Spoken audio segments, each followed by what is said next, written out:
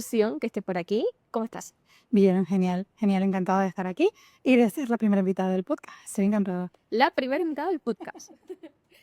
¿Y nos puedes contar quién eres, qué haces? Mi nombre es Pilar y he creado una marca que engloba lo que es asistencia virtual, social media y formación digital. Porque, bueno, quería reinventarme hace como un poco más de un año y medio que decidí que no quería seguir trabajando por cuenta ajena.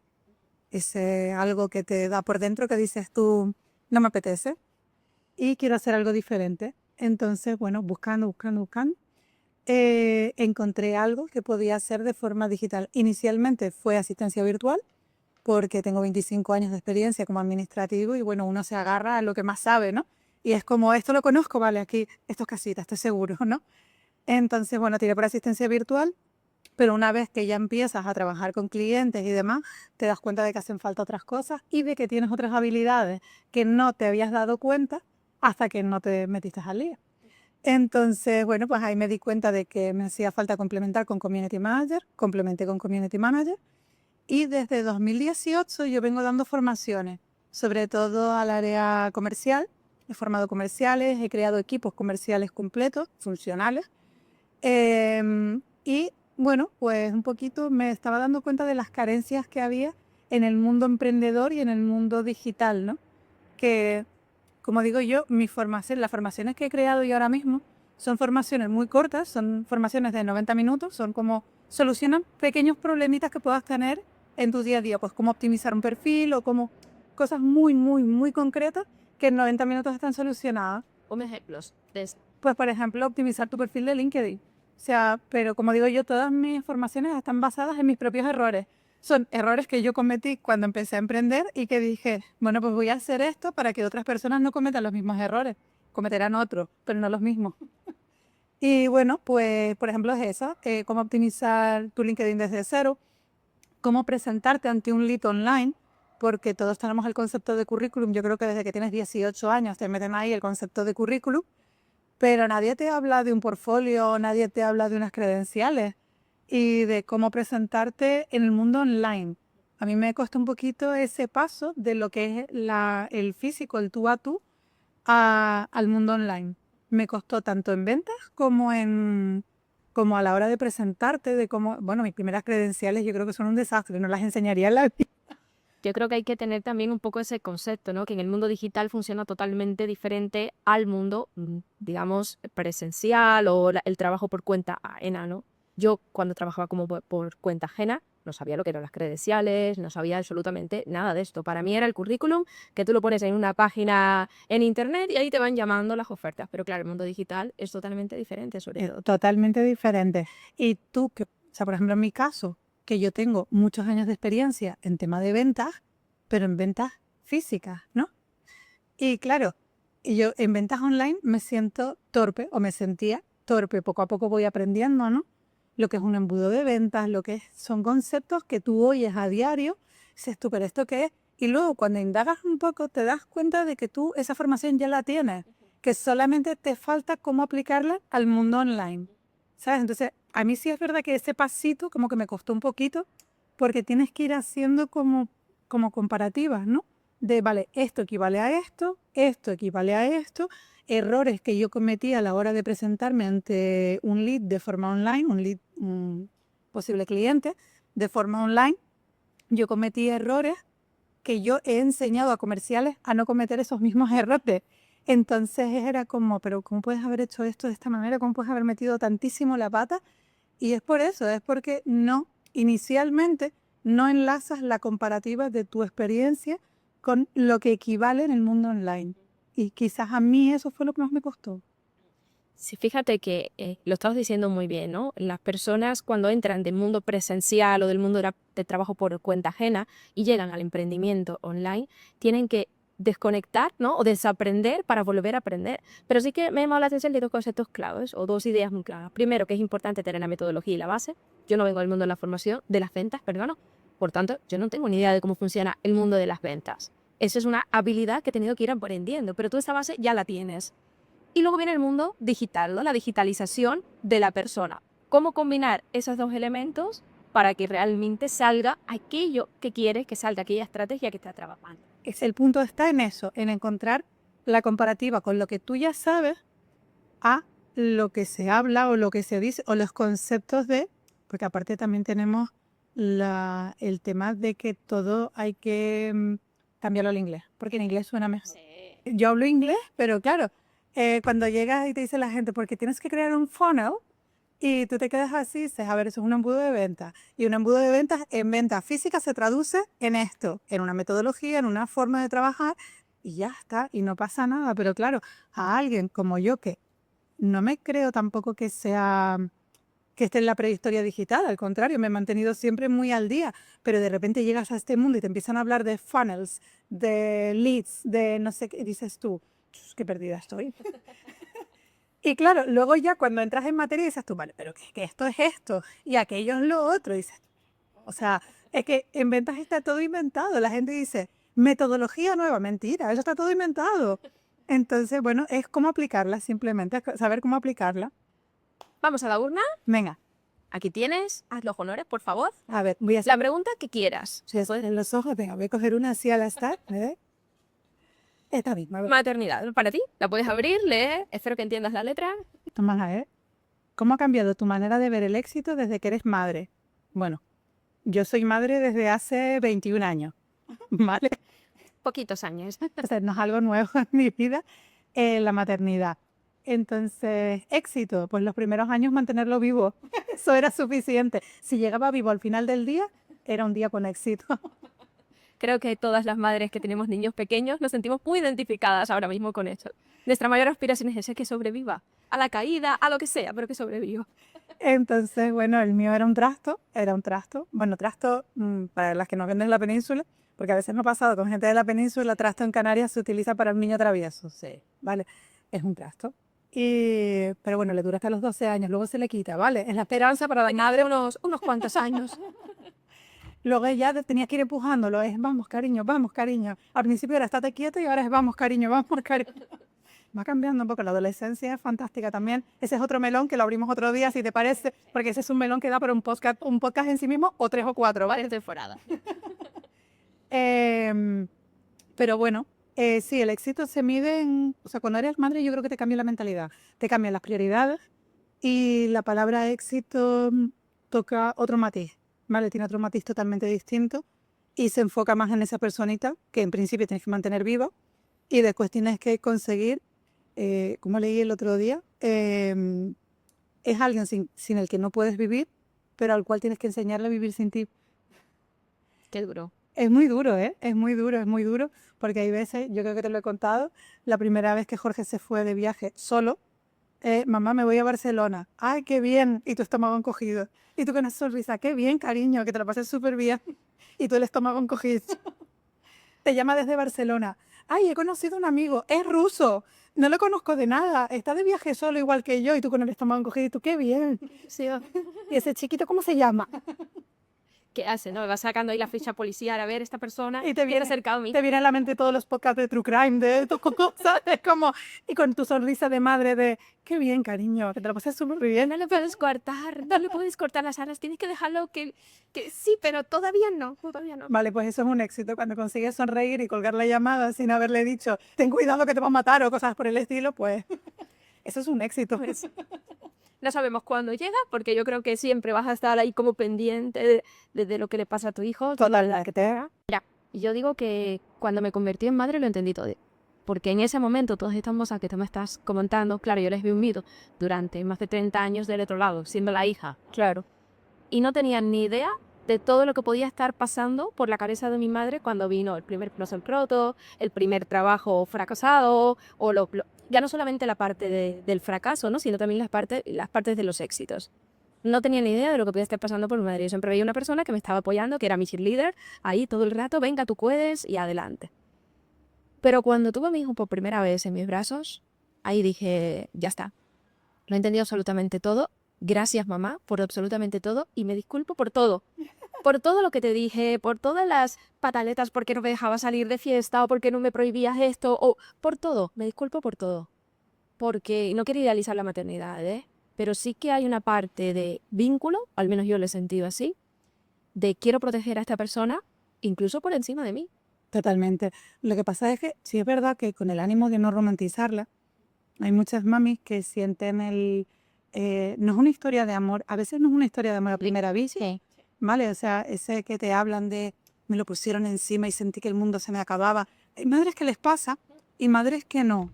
Yo, por ejemplo, en mi caso, sí sentí esa emoción, esas lágrimas contenidas, todo eso sí lo sentí, pero yo siempre digo que yo me sentí madre por primera vez cuando mi hijo tenía 7 días. Y fue porque a mí me dieron los famosos dolores de entuerto.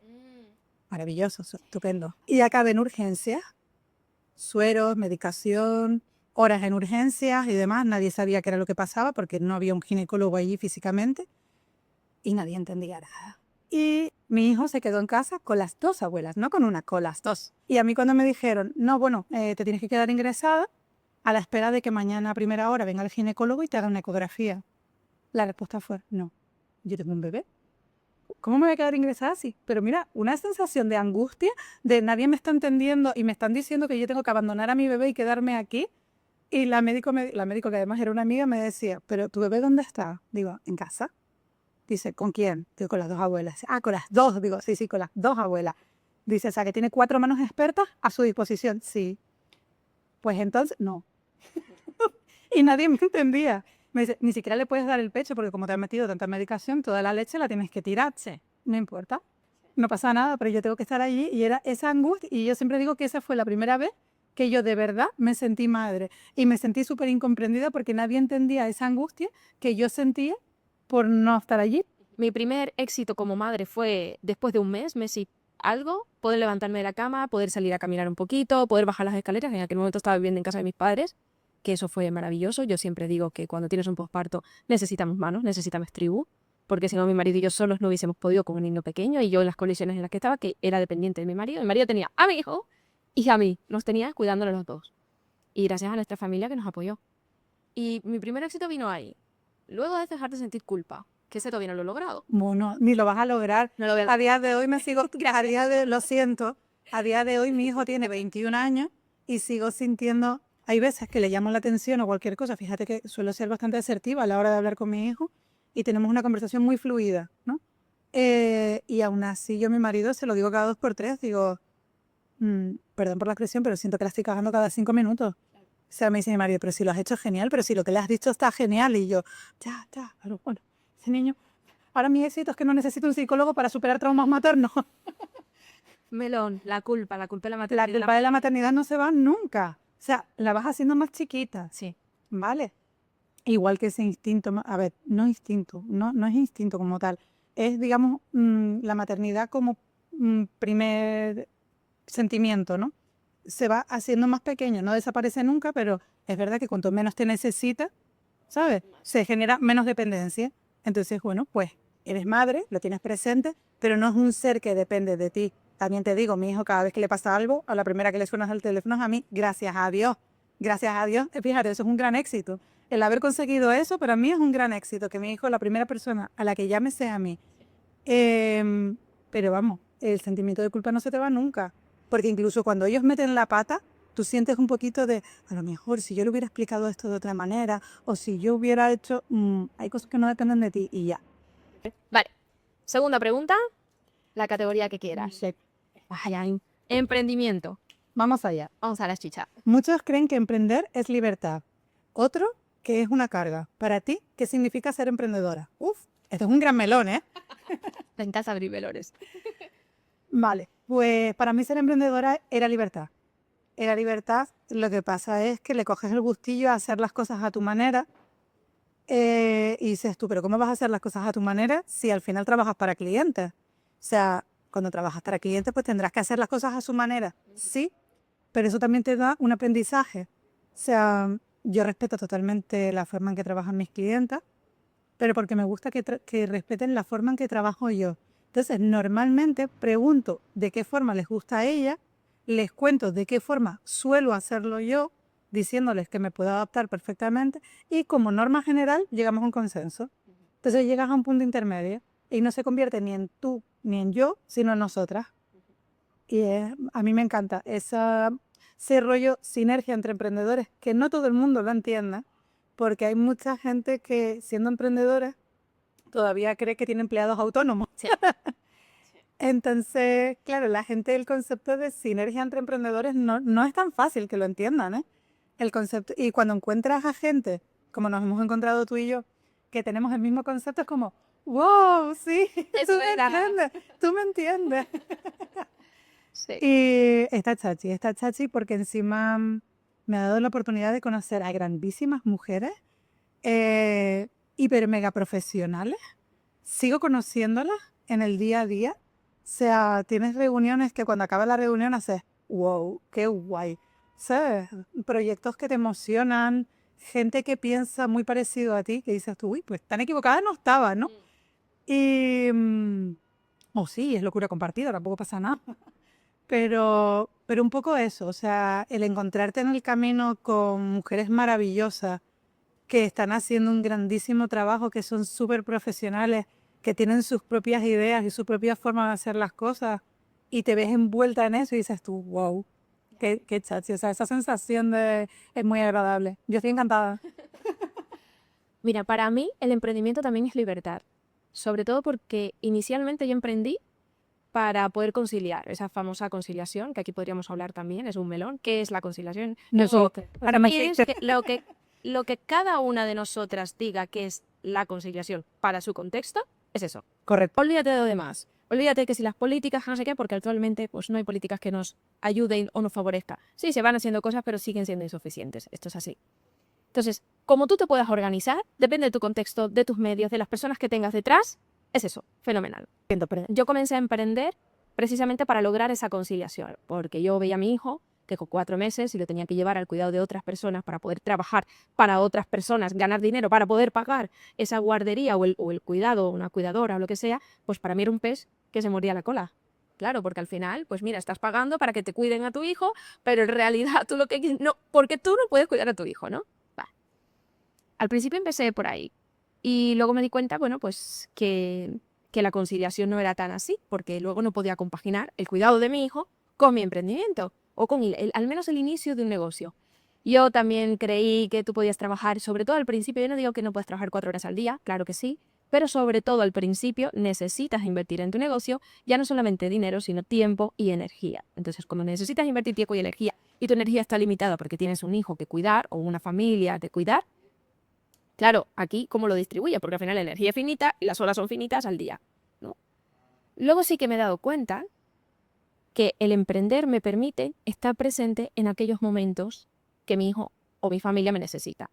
Es decir, yo tengo libertad de horario, si me llaman de la guardería, yo puedo salir corriendo y decir, hey, no tengo que pedirle permisos a nadie, Eso es maravilloso. eso es maravilloso, Eso es maravilloso. no tengo que recuperar las horas, no tengo que firmar un documento conforme voy y regreso, o tengo que llamar a un familiar para que vaya a recoger a mi hijo, sino que yo directamente pues puedo, tengo esa libertad de ir y buscarlo y hacer lo que sea.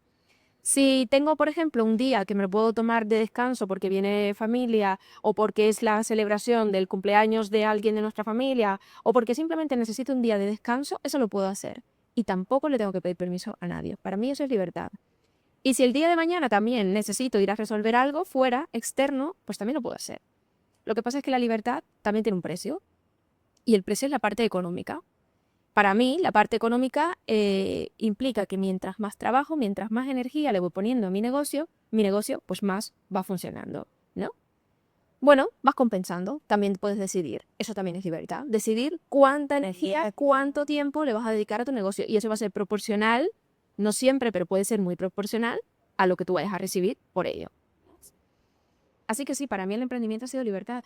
Para mí esa libertad sí. Lo que pasa es que no es lo que todo el mundo entiende por libertad, ¿vale? Cada uno tiene su propio concepto de libertad.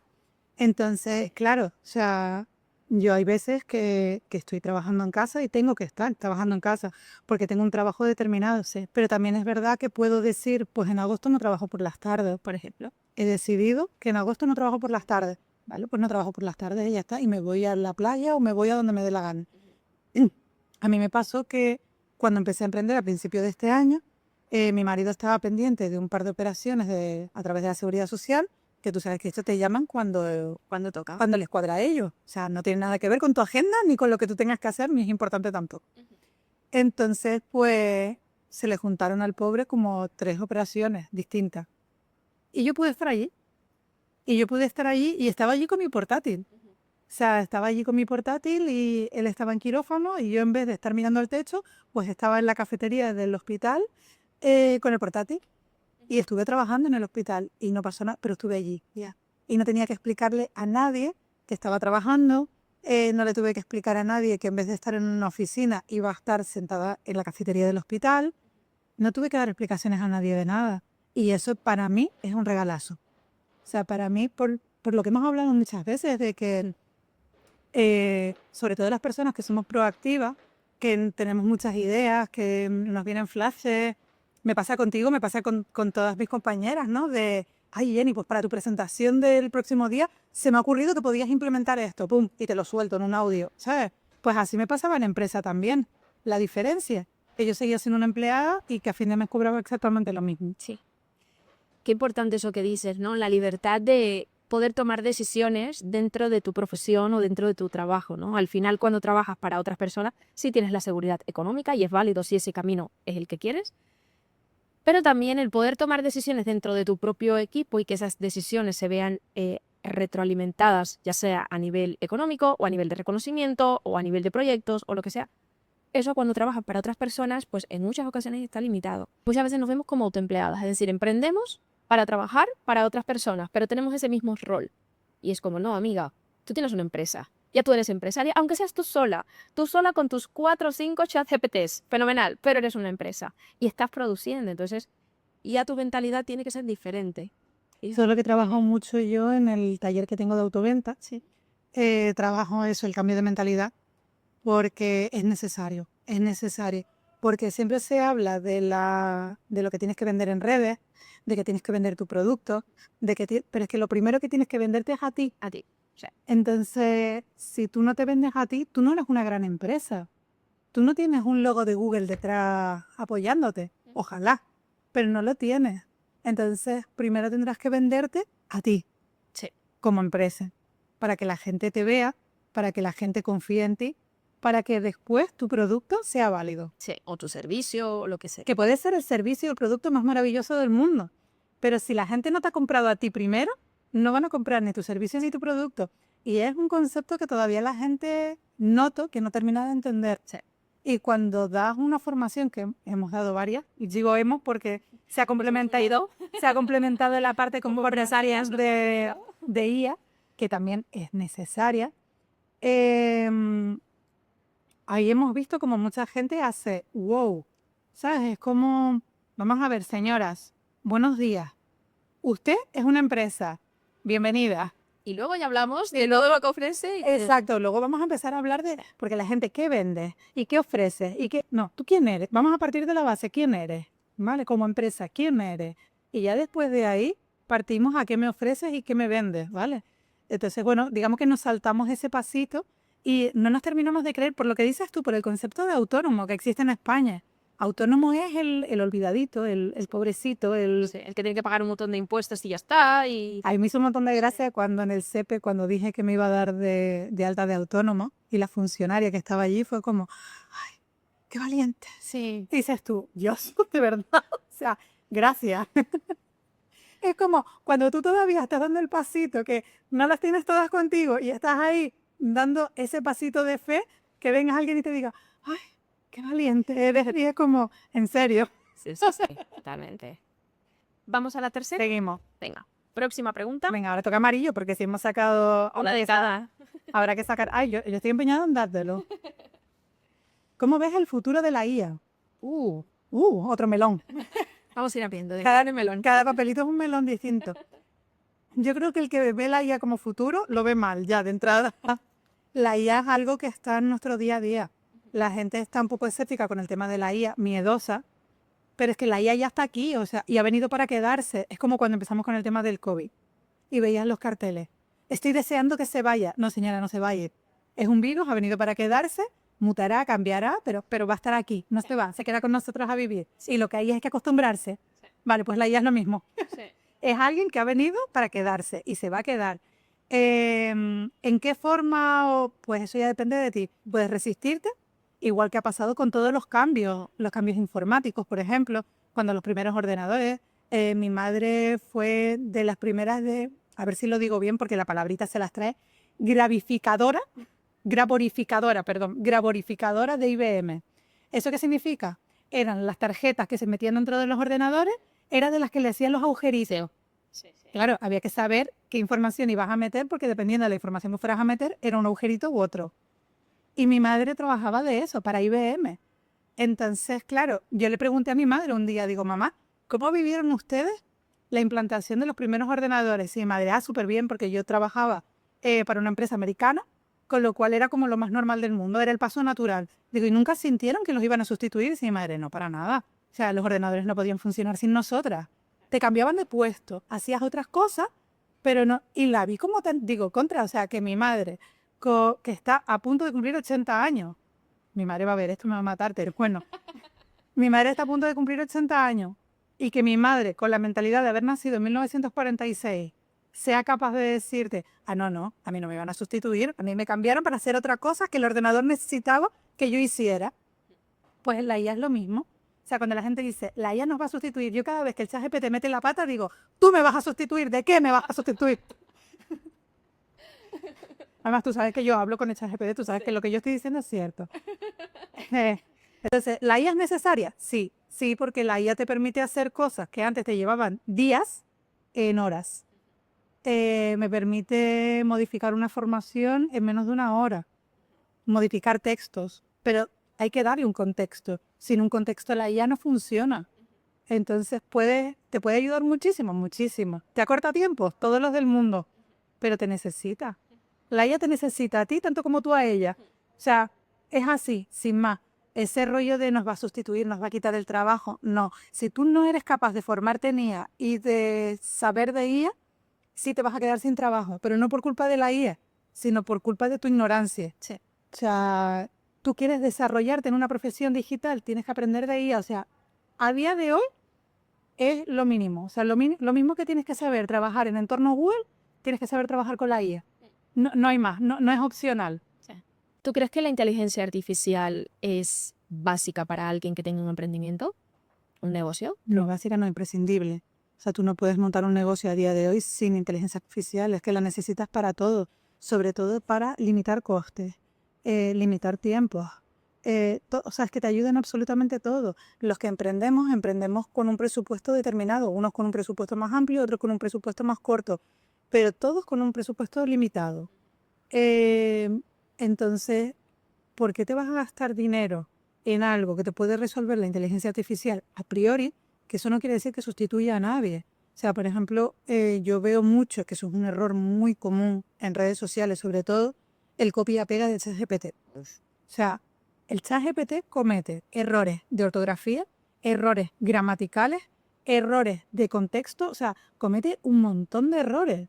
Esos textos hay que revisarlos, o sea, humanizarlos, corregirlos. O sea, es necesario. De ahí es necesaria las copies, o sea, las copywriters, o sea, es una profesión que es súper necesaria a la hora de redactar en redes sociales, que siempre digo son las pobres, mis eternas olvidadas, pero hacen un trabajo maravilloso. Y el humanizar los textos de IA, que lo vimos nosotras creo que fue un informe de Forbes, si no recuerdo mal, que hablaba de las profesiones que se van a abrir paso en 2026 y una de ellas era humanizador de textos de IA. Sí. Pues eso es eso es una apertura para las copywriters totalmente. Creo que es necesario apreciar el papel que tiene cada uno dentro de esta estructura digital, que a veces parece que todos hacemos de todo, y que tú te sepas buscar la vida no quiere decir que eso sea lo que tienes que hacer. Al principio puedes empezar así y evidentemente la inteligencia artificial, sobre todo cuando empiezas a emprender, te ayuda mucho porque pues va sustituyendo a aquellas personas. Pero llega un momento en tu negocio en el que necesitas de profesionales, porque o a menos que te formes en copywriting, en creación de web, en embudos de ventas, en marketing y en, yo qué sé, pues en finanzas y que te formes absolutamente en todo, dices, vale, ok, pero si no tienes una base, la IA es inútil. Pero si no tienes una base no de es conocimiento, no es posible formarte en todo y además es inútil. claro, O sea, estás desperdiciando recursos y tiempo. porque hay personas que saben de eso, entonces utilízalas, Claro. que para eso están. ¿vale? Y lo que dices tú con un contexto, con una base, pues lo que te digo, o sea, los textos todos los trabajamos con IA, todo el mundo que se mueve, y el que diga que no miente, es así de claro. Todos los que trabajamos en digital, trabajamos con inteligencia artificial. ¿Qué pasa? Que hay algunos que utilizamos la inteligencia artificial como base y de ahí desarrollamos, que eso nos ahorra un montón de tiempo. Exacto. Y hay gente que cree que la inteligencia artificial le puede hacer todo el trabajo. Exacto. No, no es real. Y aunque ustedes crean que no, se nota. Sí. Se nota. O sea, tú lees un texto y además lo identificas automáticamente. Es como, lees el texto y dices, este texto está copia-pega, ChatGPT, tal cual se lo dio.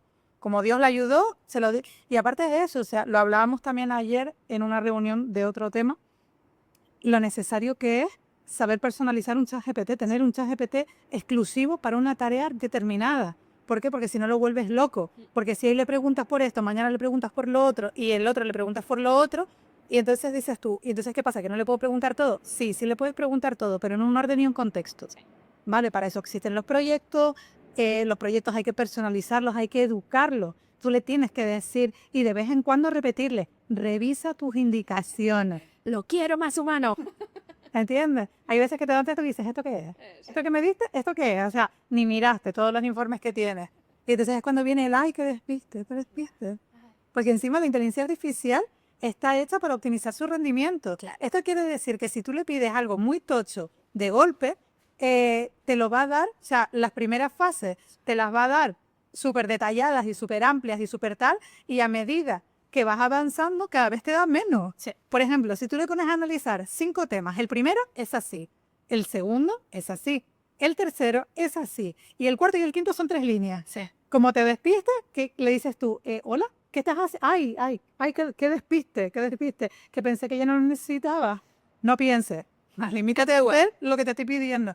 Entonces, claro, la gente no es consciente de eso, no se da cuenta, pero eso te das cuenta cuando trabajas con la IA a diario, cuando la desarrollas, cuando ves de qué forma puedes ir haciendo las cosas. Ellos van a simplificar. Tú le pides un informe, que lo hablábamos ayer también, le pides un informe y te da, contéstame estas 5 preguntas. No, tranquilito. Me vas haciendo las preguntas de una en una, Sí. vamos analizando las preguntas de una en una para que tú tengas un contexto claro, Sí. y ya después seguimos adelante con esto. Pero él va a simplificar a la ley del mínimo esfuerzo. Totalmente. Te traigo aquí para que escribas una pregunta, 3 preguntas, 2 las que quieras, de la categoría que elijas para la próxima invitada. A ver, emprendimiento. Este era emprendimiento, ¿verdad? Sí, Era emprendimiento. Este que emprendimiento.